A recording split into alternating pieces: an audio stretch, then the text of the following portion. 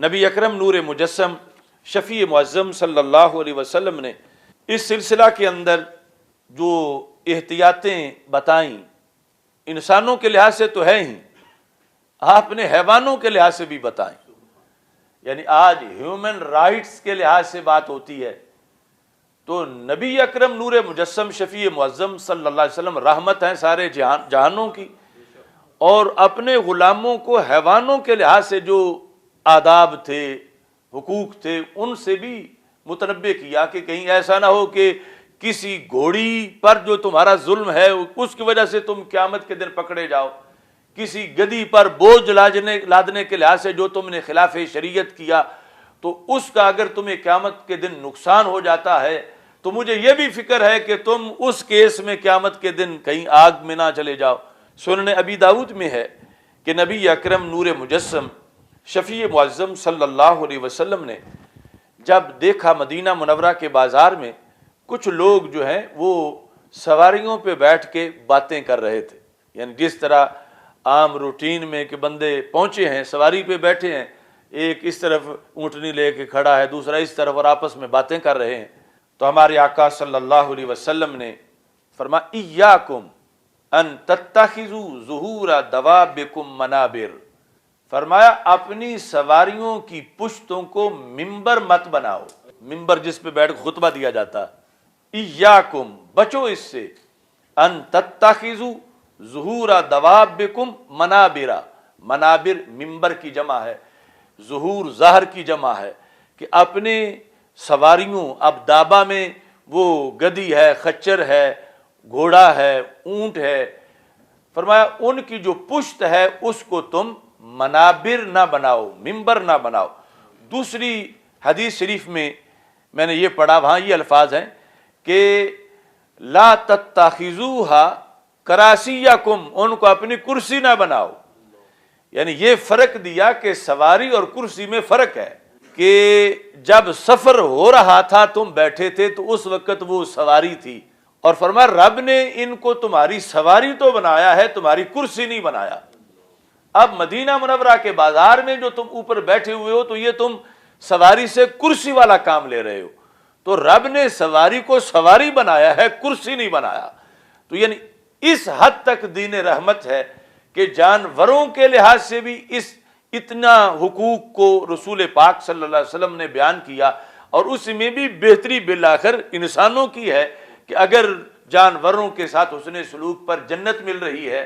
اور اگر یہ لحاظ نہ رکھیں تو جہنم میں جانا پڑ رہا ہے، تو رسول پاک صلی اللہ علیہ وسلم کو فکر ہے کہ اس لحاظ سے بھی میرے غلاموں کا نقصان نہ ہو، تو فرمایا ایاکم ان تتخذوا ظہور دوابکم منابرا، اپنے چوپایوں کی جو پشتیں ہیں ان کو ممبر بنانے سے بچو۔ کیوں؟ فرمایا فإن اللہ انما سخرها لکم لتبلغکم الی بلد لم تکونوا بالغیہ الا بشق الانفس، فرمایا یہ رب نے تمہارے لیے مسخر کیے، رب نے، یعنی اگر رب ذوالجلال نے انہیں تمہارے تابع نہ کیا ہوتا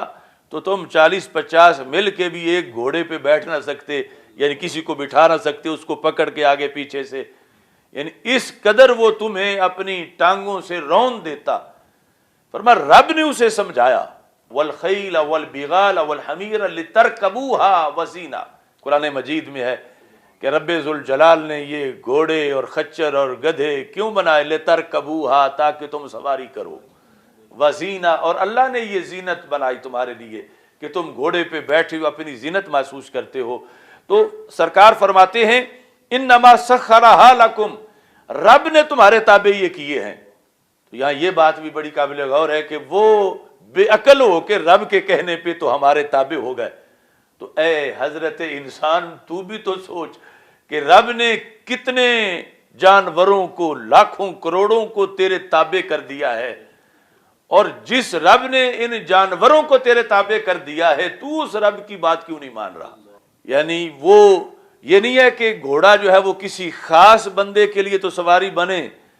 جو وقت کا حاکم ہے اور عام بیٹھنا چاہے تو وہ نہ بیٹھنے دے، وہ ہر ایک کے لیے تابع ہے کہ رب نے اس کو مسخر کر دیا ہے۔ تو یہاں ہمارے آقا صلی اللہ علیہ وسلم نے فرمایا انما سخرھا لکم، رب نے ان کو مسخر کیا تمہارے لیے، کیوں؟ لتبلغکم الی بلد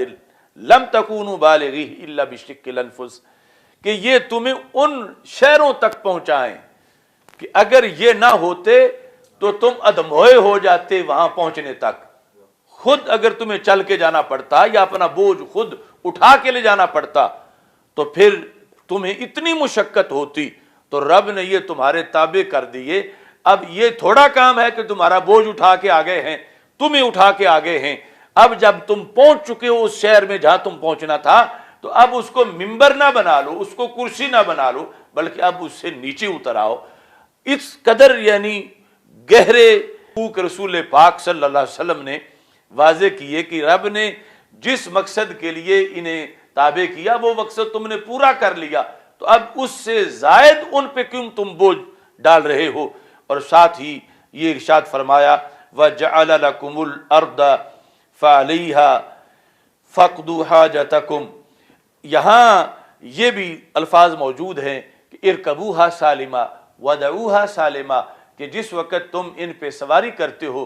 تو ان کی سلامتی کا بھی خیال رکھو، اور جب ان کو چھوڑتے ہو تو پھر بھی ان کی سلامتی کا خیال رکھو۔ یعنی جب تم سواری کر رہے ہو تو سلامتی کیا ہے کہ اگر کوئی نہر اتنا وہ نالا چوڑا ہے کہ یہ چھلانگ مار کے اس کو عبور نہیں کر سکتی سواری، تو تم خواہ مخواہ اس کو زیادہ چوڑی جگہ سے گزارتے ہو کہ وہ اس میں اسے تکلیف ہوتی ہے، یا چلاتے وقت یوں دوڑاتے ہو کسی پہاڑی کو وہ ایکسیڈنٹ کر دیتے ہو، اس کو اس طرح تیز کر کے لے جاتے ہو، تو نا اس کی سلامتی کا خیال رکھو۔ اور جس وقت تم منزل پہ پہنچ جاتے ہو تو اس وقت بھی تم اس کی سلامتی کا خیال رکھو، یعنی اسے پانی پلاؤ، اسے چارہ ڈالو، اور یہ چیزیں تمہارے لیے تمہاری آخرت کے لحاظ سے کل مفید ہوں گی۔